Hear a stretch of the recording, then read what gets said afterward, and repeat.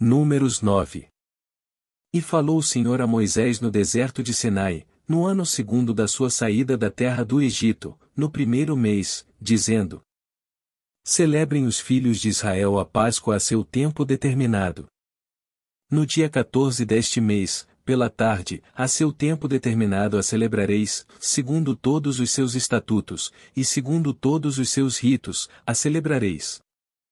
Disse, pois, Moisés aos filhos de Israel que celebrassem a Páscoa.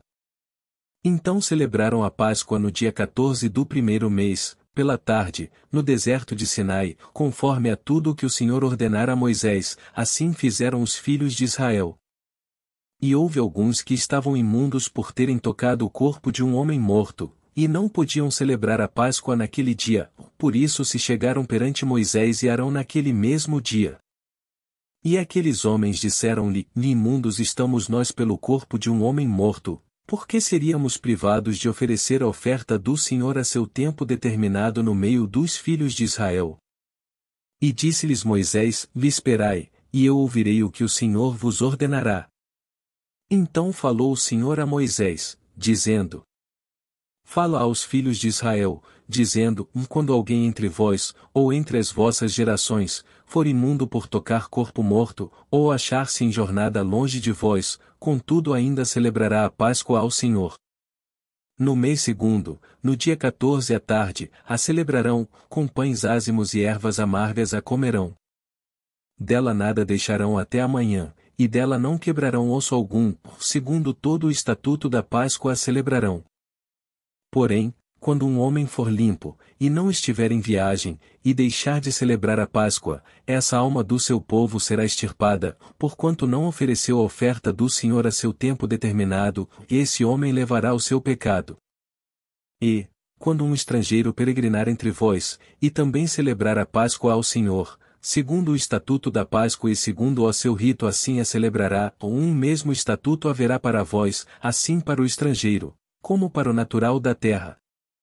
E no dia em que foi levantado o tabernáculo, a nuvem cobriu o tabernáculo sobre a tenda do testemunho, e à tarde estava sobre o tabernáculo com uma aparência de fogo até a manhã.